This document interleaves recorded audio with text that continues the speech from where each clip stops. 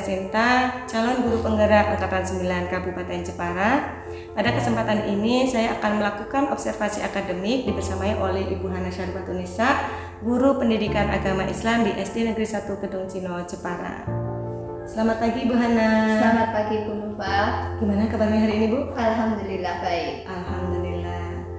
Oke, pada kesempatan ini Bu, kita akan melakukan percakapan, rileks saja, nggak usah tegang-tegang gitu ya. Percakapan kita terkait observasi, karena ini di awal tentunya kita menyebutnya dengan percakapan pra-observasi, yang mana tujuannya adalah agar nantinya Bu Hana lebih siap dalam melaksanakan proses pembelajaran di kelas. Nah, adapun pada pra-observasi ini saya akan mengajukan beberapa pertanyaan pada Bu Hana, tolong dijawab. Untuk pertanyaan yang pertama Bu, apa tujuan pembelajaran yang nantinya akan Bu Hana laksanakan di kelas? Untuk pembelajaran hari ini, kebetulan saya mengampu hari ini kelas 6. Dan untuk materi pada pembelajaran hari ini adalah materinya koda dan koder. Dan ada beberapa tujuan pembelajaran yang ingin dicapai pada pembelajaran hari ini. Yang pertama adalah siswa mampu memahami pengertian koda dan koder. Yang kedua, siswa mampu memberikan contoh tentang koda dan koder. Dan yang ketiga, siswa mampu mencerminkan iman kepada koda dan koder pada kehidupan sehari-hari. Lah, itu adalah tujuan pembelajaran yang ingin dicapai pada pembelajaran hari ini. Ya, materinya sebenarnya sangat menarik ya. Semoga nanti siswa-siswa di kelas bisa antusias ketika mengikuti pembelajaran tersebut ya Bu ya. Oke, sekarang kita lanjutkan untuk pertanyaan kedua Bu. Yang ingin saya tanyakan yaitu area pengembangan kompetensi yang ingin dicapai saat pembelajaran nanti itu apa Bu? Untuk area pengembangan kompetensi yang ingin dicapai sebenarnya ada dua area yang ingin dicapai. Yang pertama adalah area pengembangan kognitif. Ya, diharapkan nanti siswa mampu berpikir kritis, kreatif, serta mampu mengemukakan pendapatnya di depan teman-temannya. Ya. Yang kedua adalah area pengembangan afektif. Yang nanti diharapkan siswa mampu bertanggung jawab. Ya, siswa mampu bertanggung jawab dan mampu untuk menghargai pendapat temannya. Ya, itu adalah area pengembangan yang insya Allah nanti diharapkan dapat tercapai. Bagus sekali ya Bu ya, semoga bisa tercapai. Dan selanjutnya untuk pertanyaan yang ketiga Bu, strategi yang sesuai untuk mencapai tujuan pembelajaran yang nantinya akan Bu Hana laksanakan itu seperti apa Bu? Untuk strategi pembelajaran saya memilih berbasis permasalahan atau sering disebut PBL atau problem based learning. Nah, untuk nanti di pembelajaran nanti saya akan menjelaskan dulu tentang materi pada hari ini. Kemudian nanti akan saya bagi menjadi beberapa kelompok.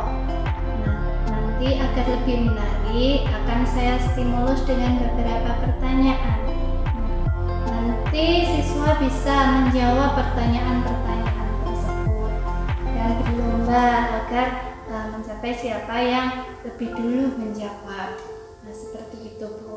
Sepertinya sangat menarik sekali ya Bu ya. Saya sudah tidak sabar untuk menyaksikan proses pembelajaran di kelasnya nanti.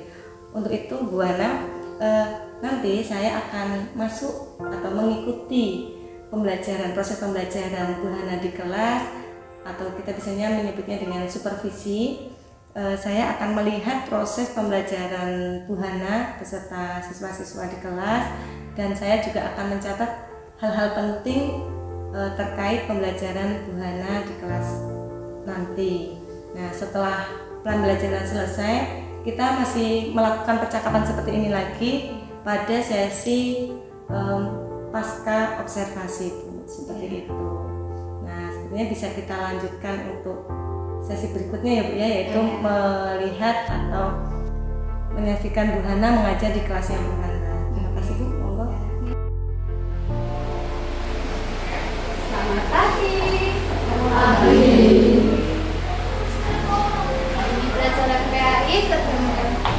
Buana mulai dulu. Assalamualaikum warahmatullahi wabarakatuh. Waalaikumsalam warahmatullahi wabarakatuh. Bagaimana kabar kalian hari ini? Baik.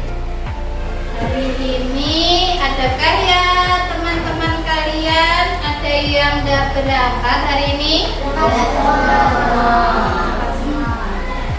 Hari ini sehat semua? Sehat. Tuh? Nah, masih ingat enggak? Ya, materi PAI kita kemarin, minggu kemarin, kita belajar tentang apa? Tentang surat apa? Al-Maidah sama surat apa? Masih ingat ya? Berarti Al-Maidahnya masih ingat ayat berapa dan berapa? 2. Oke. Kalau Al-Hujuratnya masih ingat enggak? 12 sama 13. Berarti masih ingat ya? Nah, kemarin kita sudah mempelajari tentang Al-Hujurat dan Al-Maidah. Oke.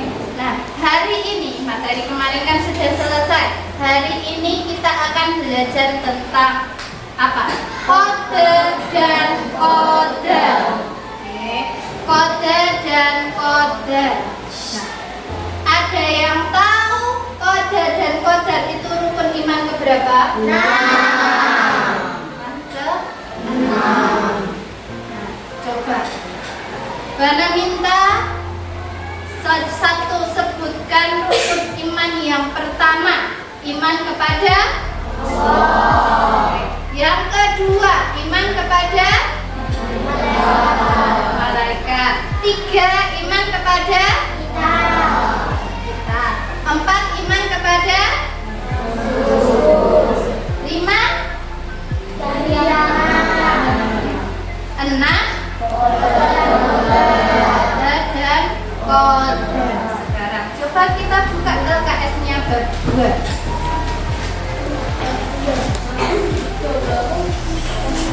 Hari ini kita belajar kode dan kode.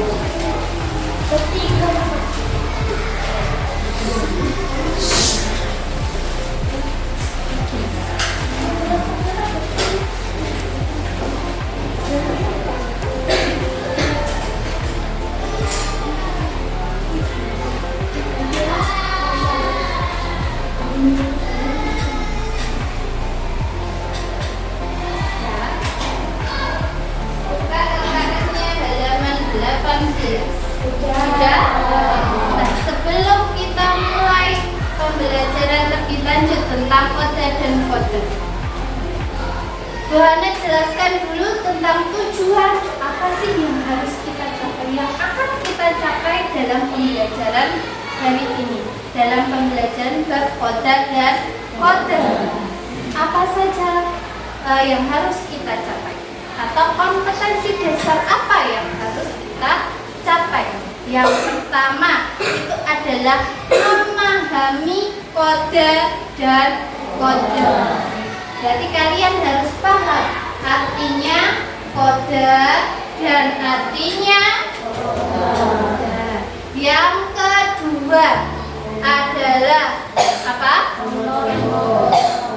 Mengetahui contoh-contoh kode dan kode.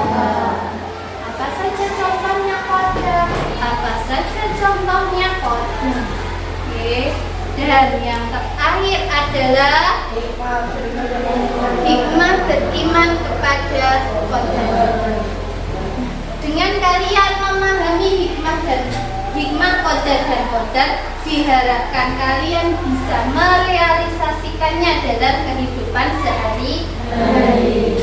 Oke, jadi kalian mampu beriman kepada kode dan kode, berperilaku iman kepada kode dan kode. Yang pertama kita pelajari adalah pengertian kode dan kode.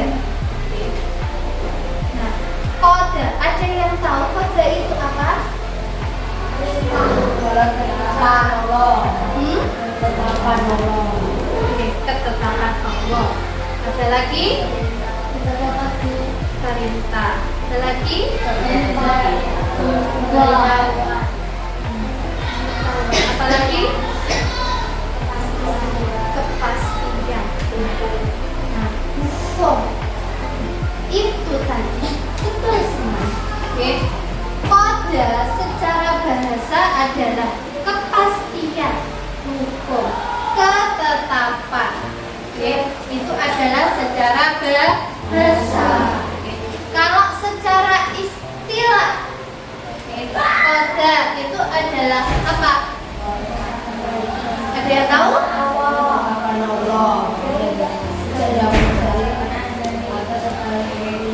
Ketetapan Allah sejak zaman azali. Tadi apa, Randy?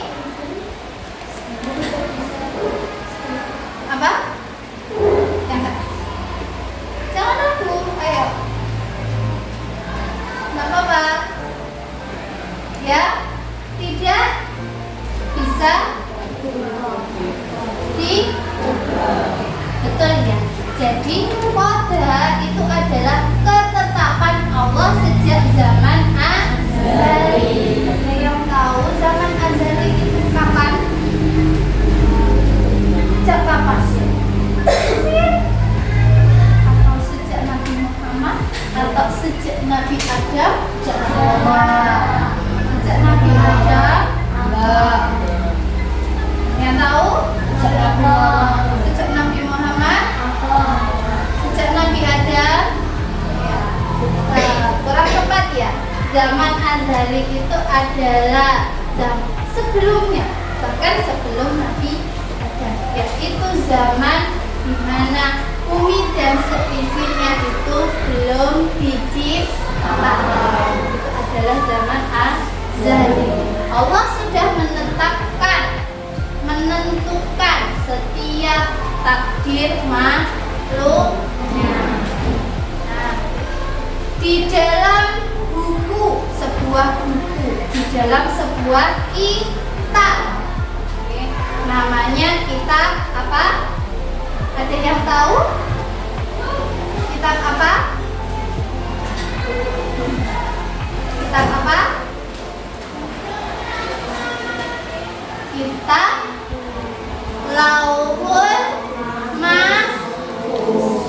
Di dalam kitab tersebut sudah ada tulis, sudah ada catatan, sudah ada ketentuan. Oke, ketentuan setiap makhluk Allah yang ditentukan oleh Allah. Nah, itu adalah qada. Jadi qada itu apa tadi? Secara istilah ketetapan. Ya. Itu secara bahasa. Kalau secara istilah apa istilah? Coba.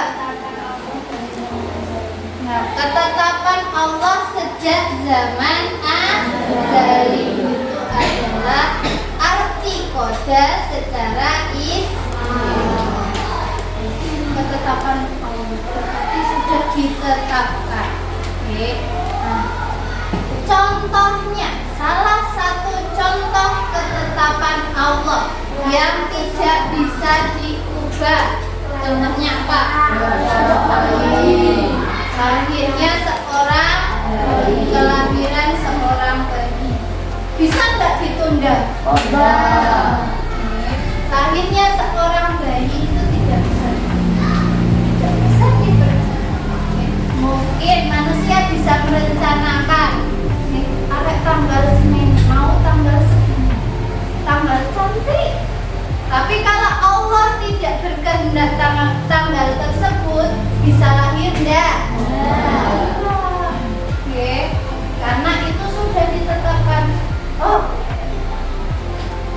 Mas Niko lahir tanggal segini. Oke. Terus Mas Randy lahir tanggal segini. Nggak bisa diubah. Itu adalah kelahiran. Satu contohnya kelahiran. Dua, apalagi kemudian seseorang. Bisa nggak mati ditunda? Nggak bisa. Mati itu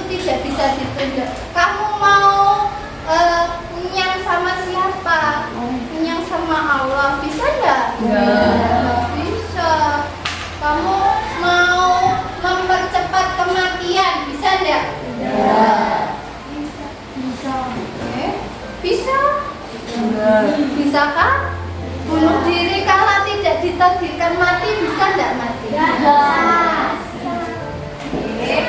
Nah, kematian itu sudah ada ketentuannya. Mau tanggal segini, jam segini, detik segini. Misalnya, hari ini ada seseorang yang mati jam 12:00:56. Itu sudah sangat detail. Itu sudah kita ketok. Tidak bisa diubah. Yang jangan mati dulu, ada malaikat. Jangan mati, aku belum siap dan mati. Tidak bisa. Oke, sudah ditentukan, sudah diketok palu. Oke, tidak bisa diundur, tidak bisa dimajukan. Itu kematian. Terus, contoh ketiga, apalagi? Siang dan malam. Hanya siang dan malam. Siang itu yang kita lihat apa? Matahari. Malam yang kita lihat bulan. Siang itu terang apa gelap? Terang. Malam gelap. Nah, itu siang dan malam itu sudah diatur oleh Allah. Adanya siang, adanya malam, itu saling terhubung. Oke, tidak bisa siang terus siang, malam terus. Oke, siang malam itu adalah dua hal yang saling terhubung. Oke, siang ada pasti ada malam, ada gelap pasti ada malam. Oke, ada lahir pasti ada malam. Oke, nah, itu terjadinya siang dan malam itu sudah ditentukan oleh Allah. Oke, yang keempat, contoh lain. Jenis kelamin makhluk itu manusia. Oke, nah jenis kelamin. Kamu dilahirkan, sudah ada jenis kelaminnya tak belum? Oke, yang lahir laki-laki pasti sudah ada jenis kelaminnya laki-laki. Kalau yang sudah ditentukan laki-laki, oke, Mbak Laila harus ditentukan tulisannya dulu. Yang kita melakukan mahfuz.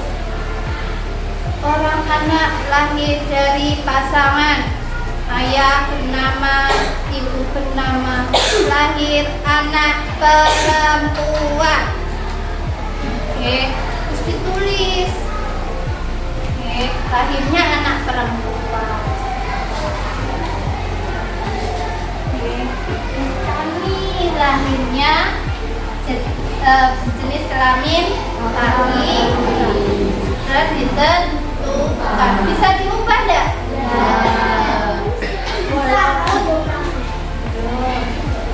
Teknologi secanggih apapun itu kita tidak boleh merusak kodrat. Oke, kita sudah dikodratkan laki-laki, laki-laki berpakaian ya seperti laki-laki. Di agama Islam tidak boleh laki-laki menyerupai perempuan, tidak boleh perempuan menyerupai laki-laki. Sudah ada kodratnya sendiri-sendiri. Laki-laki bersikap seperti itu. Sudah ditakdirkan jadi laki-laki, berarti harus bersikap sebagai laki-laki. Sudah ditakdirkan, sudah digaris jadi anak perempuan, berarti harus bersikap seperti anak perempuan. Oke, tidak boleh dicampur aduk. Perempuan jadi seperti laki-laki. Boleh tidak dalam agama Islam? Tidak boleh. Perempuan itu diharuskan menutup aurat oleh agama Islam. Sebagai apa? Bentuk perlindungan.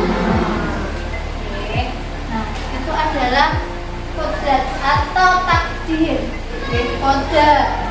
Ya, jenis kelamin kalau yang laki-laki sudah ditentukan laki-laki, yang perempuan sudah ditentukan perempuan. Tidak bisa diubah.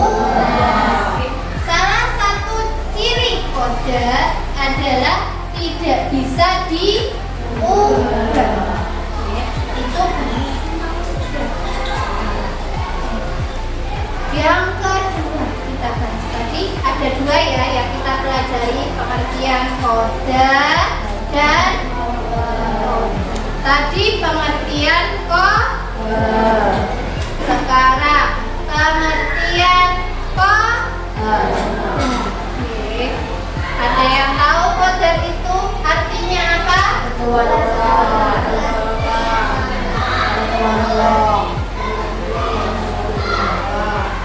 Ketentuan Allah. Oke. Ada dua pengertian kode. Satu secara bahasa. Secara bahasa kode artinya apa? Ukuran atau ketetapan. Ukuran suatu usaha dan ketetapan Allah. Itu kode. Kalau secara istilah kode artinya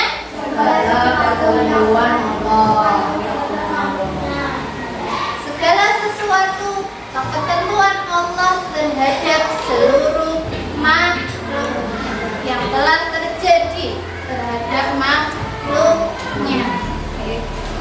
Nah, bedanya kode dan kode. Kalau tadi kode tidak bisa diubah, tapi kalau kode bisa diubah. Kode itu bisa diubah dengan cara apa?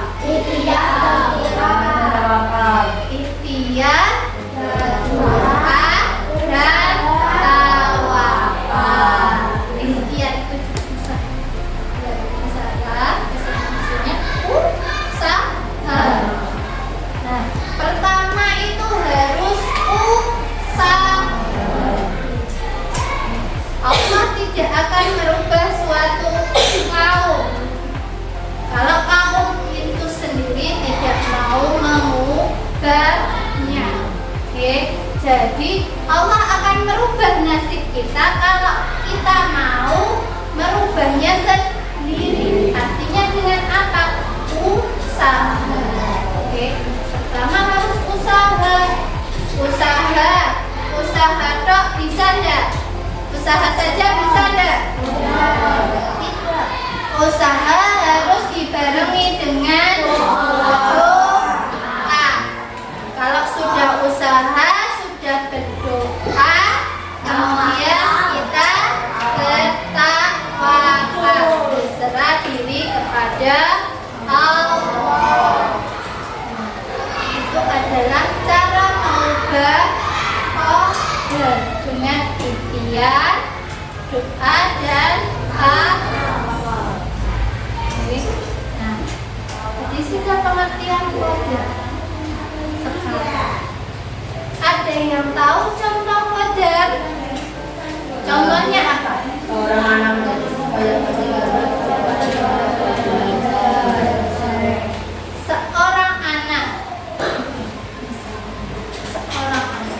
dia tidak bisa membaca. Oke. Dia tidak bisa membaca.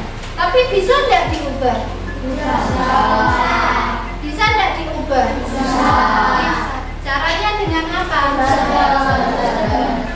Berusaha. Usahanya dengan belajar. Kamu aja dulu. Pas TK bisa tidak baca? Nah. Sekarang sudah bisa lancar atau belum? Dengan cara apa? Kamu berusahanya dengan cara apa? Anak yang tidak bisa menjadi pandai ketika mau berusaha dengan cara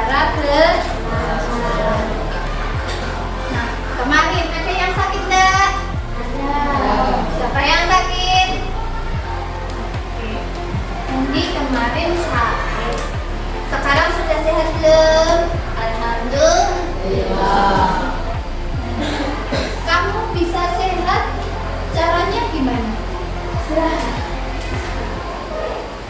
Selain istirahat, minum obat, atau berobat. Nah, kemarin Randy sakit, terus bisa sembuh dengan cara istirahat dan minum obat. Sekarang jadi sehat. Itu salah satu contoh qadar bukan? Salah satu contoh qadar Allah. Kemarin tadi sakit, sekarang sudah sembuh. Dengan cara apa? Dia berusaha. Usahanya dengan cara apa? Minum obat. Oke. Kalau sakit minum obat. Itu adalah salah satu contohnya qadar. Selain itu, misalnya ada orang yang miskin, kemudian bekerja dengan tekun, bekerja dengan giat, kemudian menjadi orang yang sukses. Itu contoh qadar juga bukan?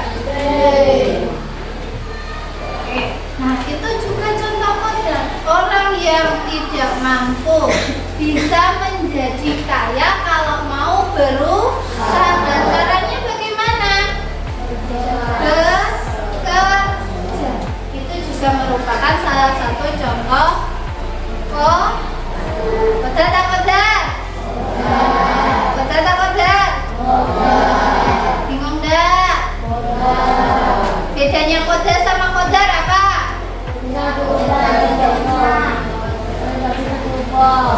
Bedanya qadar sama qadar apa?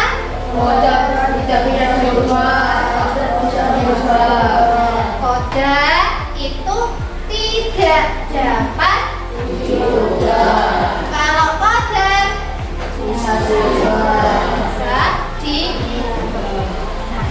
Dari penjelasan tadi Bu Ana sudah paham? Sudah paham? Kalau sudah paham, kita bermain sebentar ya. Nah, kalau sudah paham semua? Sudah paham semua? Kalau sudah, mari kita buat sebuah permainan ya. Permainannya mudah. Karena nanti bagikan kalian, membagi kalian jadi berapa kelompok ya ini ya? 4 kelompok ya. Berarti 6 anak, 6 anak. Oke, ini 4 tambah 2, ini 4. Tadi nanti bisa Mas Rifki tambah 2. Andre tambah 2 yang depan. Rian sama 2 yang depan. Yang depan silakan hadap ke kelompoknya masing-masing. Oke. Hadap ke kelompoknya masing-masing. Kursinya boleh diputar. Kursinya boleh diputar.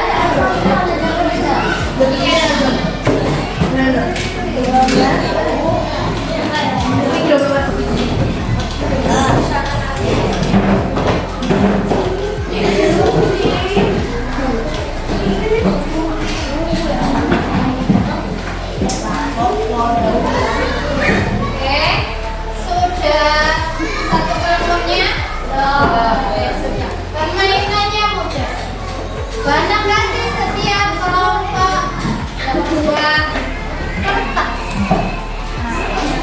Nanti Bu Ana kasih beberapa soal dan kalian jawab di kertas ini. Paham? Jawabnya di mana? Oke. Jawabnya di kertas ini ya. Nah, setelah kalian jawab, kalian menunjuk satu dari kelompok kalian yang bertugas untuk menempelkan kertas ini ke papan tulis. Pilih satu orang yang bertugas untuk menempelkan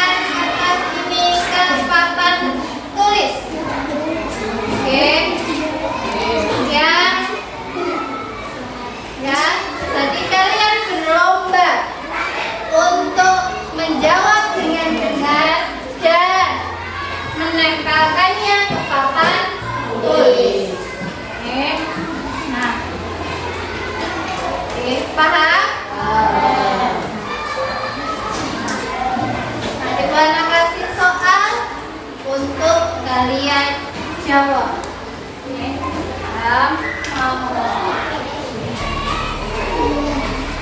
kelompok 1 ya. Kelompok 2, kelompok 3, kelompok 4 sisanya. Ya. Oke. Sudah siap? Satu ya, setiap kelompok itu jawabannya satu. Jadi satu orang untuk menulis. Jawabannya satu.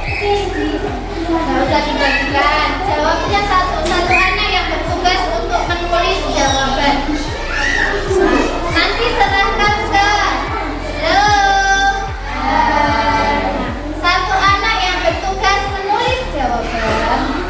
Tetap diskusi ya. Tapi satu anak yang bertugas menulis jawaban. Nanti kamu serahkan kepada anak yang membawa jawabannya ke depan.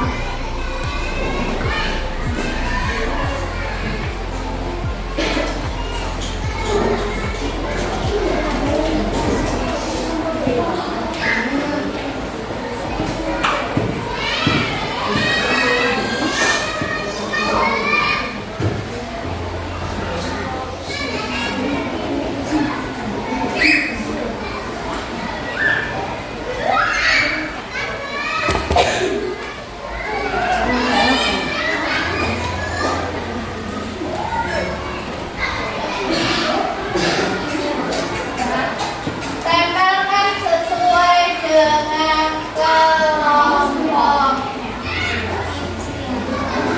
Oke, sudah siap? Sudah siap? Soal pertama. Oke.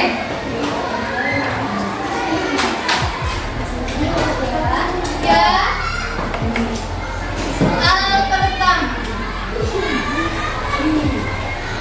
Jelaskan pengertian kode menurut bahasa.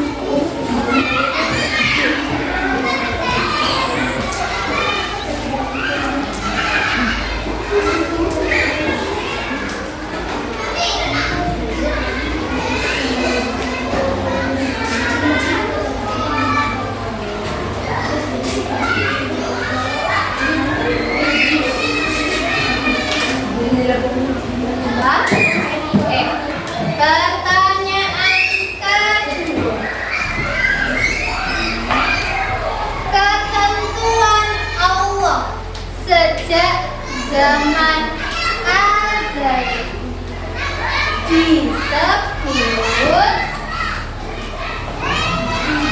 ulangi pertanyaannya, ketentuan Allah sejak zaman azali disebut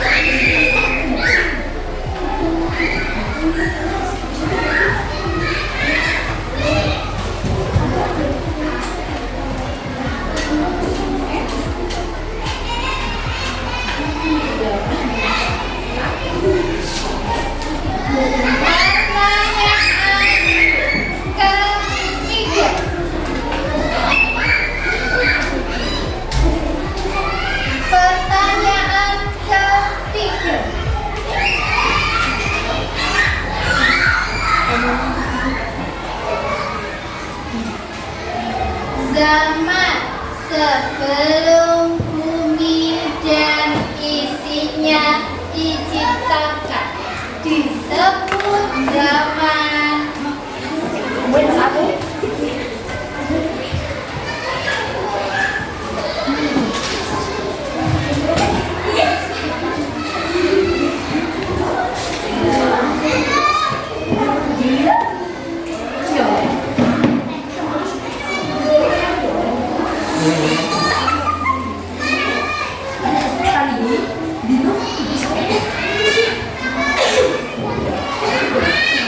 Pertanyaan keempat. Sebutkan salah satu contoh kode. Kode. Satu contoh kode.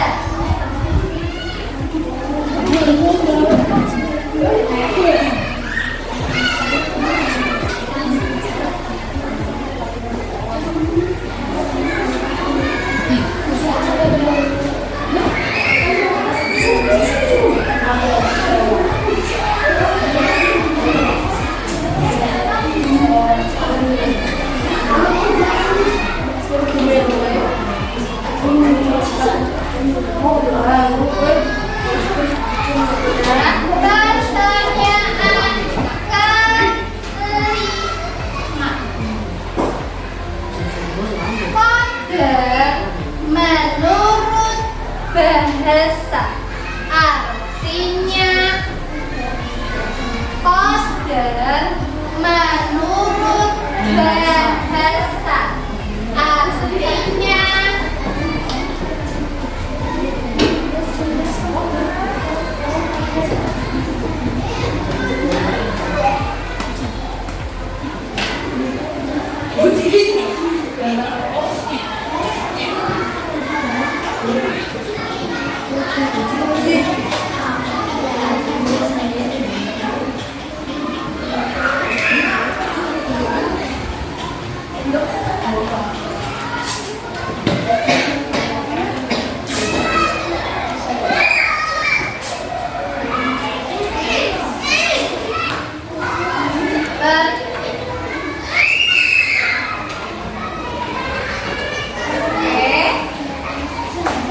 Sudah ya, sudah 5 pertanyaan ya. Mari kita lihat jawaban kalian. Siap untuk melihat jawaban kalian? Masih ingat? Jawaban nomor 1 yang mana? 1, 2, 3, 4, 5.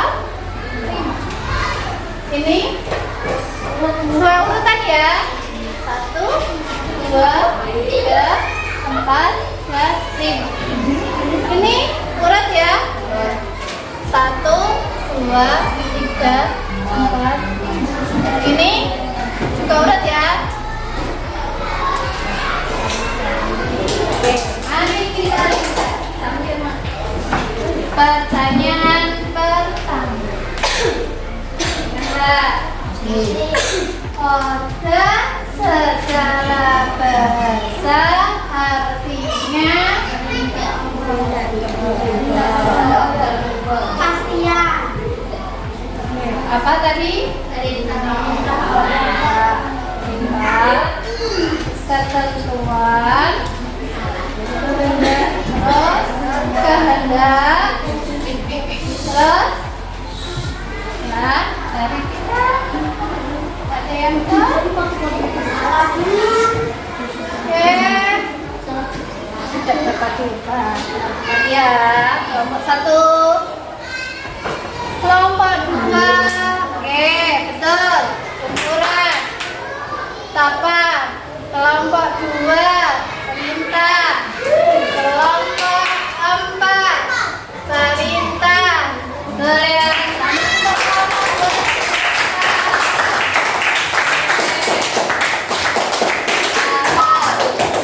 Pertanyaan kedua, masih ingat?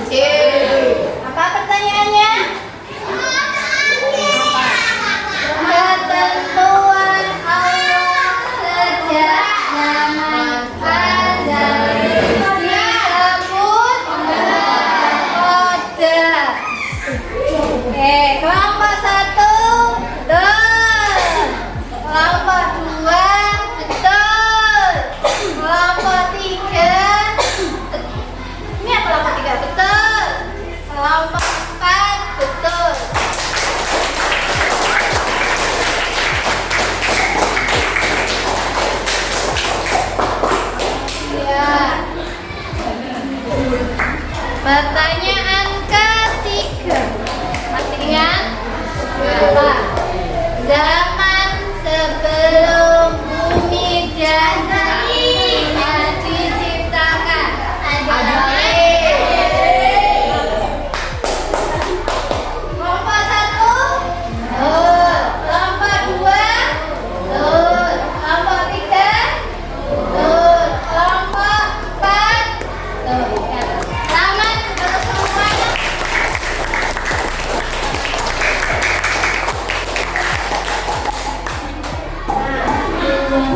Pertanyaan keempat. Masih ingat? Masih. Sebutkan satu contoh kodam. Kematian seseorang. Kematian seseorang.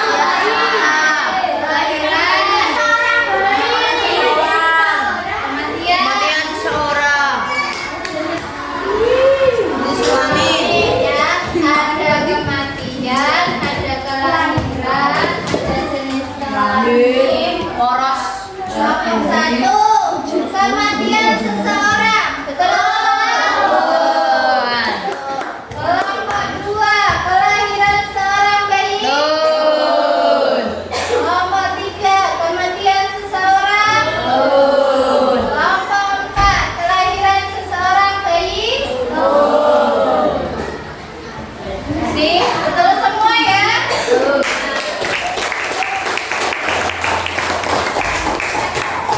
Yang diingat kelahiran dan kematian. Paling gampang ya. Nah, pertanyaan terakhir. Masih ingat pertanyaan terakhir?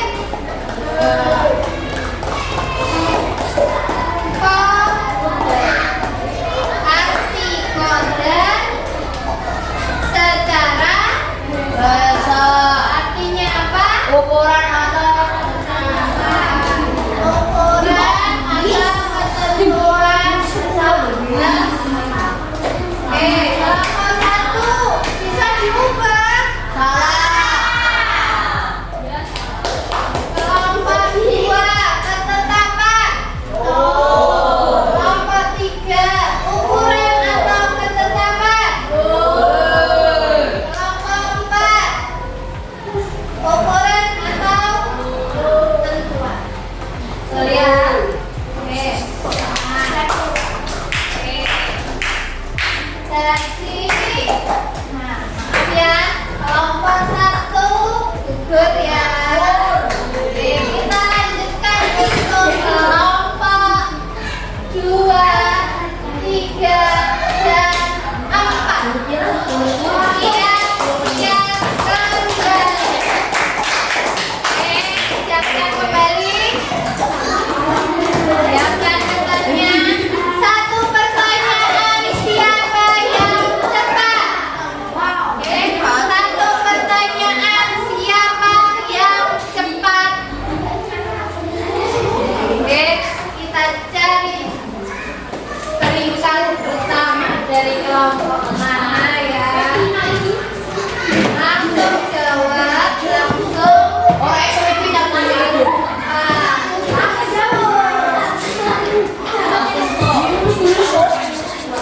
Langsung saja, langsung.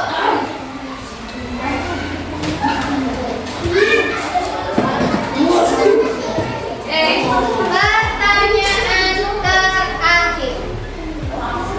Sebutkan satu contoh kodam. Sebutkan satu contoh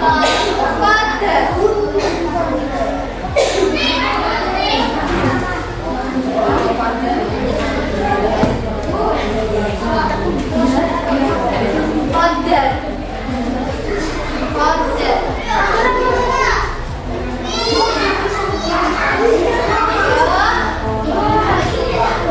Ayo.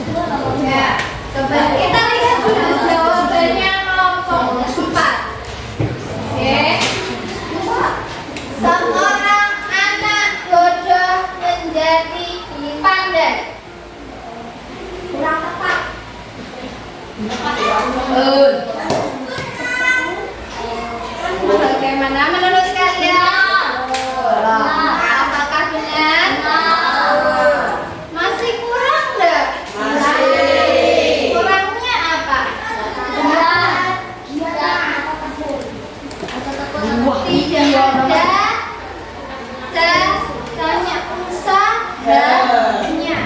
Oke, tidak ada usahanya. Jadi masih Oke. Kemudian yang kedua, kelompok 2. Seorang anak pintar karena ia belajar. Betul? Betul kan? Betul kan?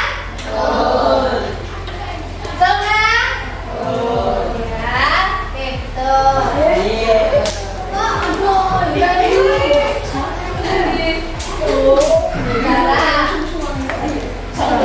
Kelompok 3. Apa ini jawabannya? Seorang sukses. Yang tepat. Apakah betul? Apakah betul? Kurang tepat ya. Berarti yang tepat kelompok 2. Oke, kita berikan applause untuk kelompok 2.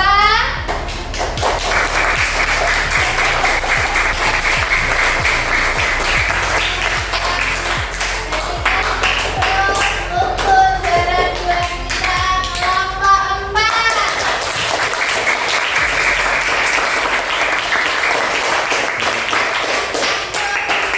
Untuk kelompok 3 yang masuk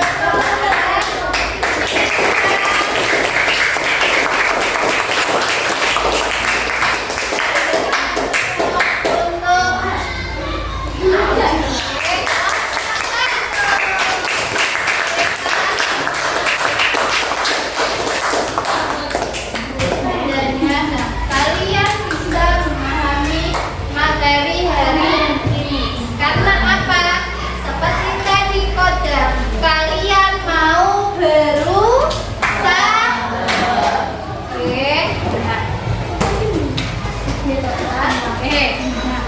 Jadi dari materi yang kita pelajari hari ini, apa saja yang kita pelajari hari ini?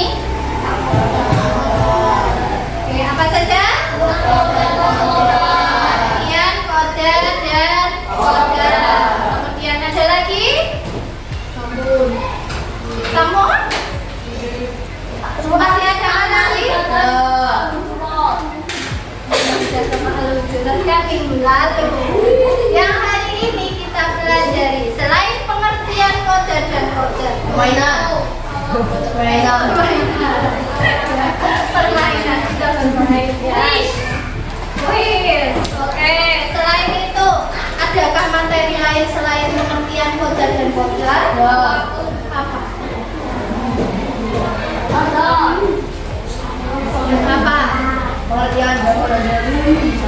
Apa?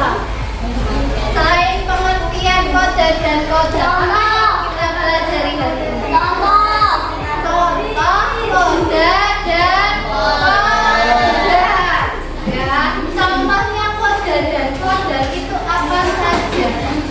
Itu adalah 2 materi yang kita pelajari hari ini. Oke, sudah paham semua? Alhamdulillah, untuk minggu depan insya Allah kita akan belajar tentang hikmah, kode, dan kode. Oke. Nah, sampai di sini materi hari ini. Kurang lebihnya mohon maaf. Assalamualaikum warahmatullahi wabarakatuh. Waalaikumsalam warahmatullahi wabarakatuh. Alhamdulillah, Bu Hana, hari ini kita sudah melaksanakan kegiatan pra-observasi, kemudian menyaksikan pembelajaran Bu Hana di kelas yang sangat menarik sekali. Anak-anak juga nampak antusias mengikuti pembelajaran PAI ya, PAI, dan juga tadi anak-anak aktif untuk mengikuti kegiatan pembelajaran. Nah, untuk sesi kali ini Bu, kita sudah memasuki sesi pasca observasi. Adapun tujuannya yaitu mengevaluasi pembelajaran yang sudah Bu Hana lakukan tadi.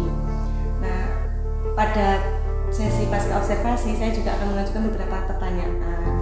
Untuk yang pertama saya ingin menanyakan yaitu bagaimana perasaan Bu Hana setelah melaksanakan pembelajaran di kelas tadi? Mungkin awal-awal itu pada masuk ke kelas agak grogi ya. Agak grogi, tapi secara terus langsung selama berlangsungnya pembelajaran lama kelamaan mengalir begitu saja Bu. Oke, mengalir. Jadi ya seperti tadi bisa mengalir begitu saja. Alhamdulillah setelah itu sesuai dengan tujuan pembelajaran yang ingin dicapai dan ya merasa lega. Jadi pada dasarnya itu memang sebagai seorang guru itu tetap ada rasa nervousnya ya Bu di awal-awal sebelum masuk ke kelas itu aduh gimana gitu ya. Tapi setelah masuk dan bertemu atau menghadapi siswa-siswa itu rasanya sudah berbeda. Karena terbawa situasi atau kondisi di kelas yang menyenangkan pastinya mengalir seperti itu ya Bu ya. Oke, nah untuk pertanyaan selanjutnya Bu, saya mau menanyakan tentang area pembelajaran kompetensi yang tadi sudah dicapai itu apa Bu yang telah dicapai saat pembelajaran? Ya, untuk area kompetensi pembelajaran yang telah dicapai tadi ada beberapa ya, seperti untuk area pembelajaran kognitif tadi alhamdulillah siswa mampu berpikir kritis, juga mampu mengemukakan pendapatnya masing-masing. Nah, dan untuk afektifnya tadi siswa mampu bertanggung jawab terhadap jawaban yang ia berikan dan juga mampu untuk menghargai pendapat teman-temannya yang berbeda seperti itu. Sudah bagus itu pelaksanaannya, anak-anak jadi sudah bisa mengemukakan pendapatnya. Secara anak-anak itu biasanya memang paling sulit untuk mengemukakan apa yang menjadi pemikiran mereka ya. Nah, pertanyaan berikutnya Bu, sejauh mana area pengembangan kompetensi yang telah dilaksanakan Bu Hana tadi itu lebih ke ketercapaiannya Bu? Apakah sudah tercapai semua atau bagaimana? Untuk area pengembangan yang sudah tercapai, alhamdulillah tadi sebagian besar sudah tercapai dan masih ada beberapa, saya merasa masih ada beberapa yang harus saya tingkatkan. Ya, bisa menjadi bahan refleksi ya Bu, untuk pembelajaran berikutnya akan lebih baik lagi seperti itu. Itu pertanyaan yang terakhir. Tadi kan sudah melaksanakan pembelajaran yang menurut saya sudah luar biasa gitu ya. Adakah Bu Hana merasakan kendala saat melakukan pembelajaran di kelas tadi? Untuk kendala yang saya hadapi di kelas tadi akan lebih baik, akan lebih menyenangkan bila ada pembelajaran berbasis teknologi. Nah, kebetulan di sekolah kami masih minim untuk pembelajaran berbasis teknologi. Jadi terpaksanya saya menggunakan pembelajaran yang lebih ke seperti zaman dulu lah istilahnya, tanpa adanya teknologi. Dan saya harus berpikir bagaimana agar siswa-siswi tertarik untuk mengikuti pembelajaran tanpa harus menggunakan teknologi. Mereka bisa mengikuti pembelajaran dengan senang, dengan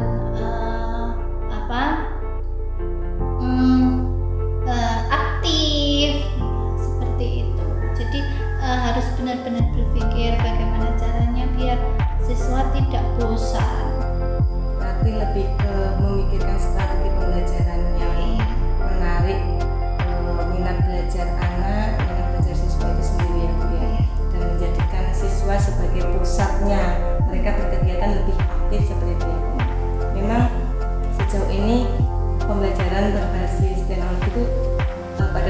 memang menyenangkan, tapi karena istilahnya meskipun kita memiliki keterbatasan, kita tidak boleh berhenti di situ saja. Jadi harus sebagai seorang guru, tantangannya adalah berpikir bagaimana pembelajaran tetap berlangsung dengan baik seperti itu. Oke, terima kasih sekali atas waktunya Bu Hana untuk seharian ini sudah melaksanakan kegiatan dari pra-observasi kegiatan pembelajaran dan juga pasca observasi. Terima kasih sekali Bu Hana, semoga kegiatan ini bisa kita jadikan pembelajaran untuk kita, untuk saya terutama, belajar dari Bu Hana juga, dan harapannya ke depannya kita bisa melaksanakan pembelajaran dengan lebih baik lagi nih Bu ya. Gitu saja Bu Hana, monggo kalau mau melanjutkan aktivitas Bu Hana. Terima kasih sekali. Assalamualaikum warahmatullahi wabarakatuh. Waalaikumsalam warahmatullahi wabarakatuh.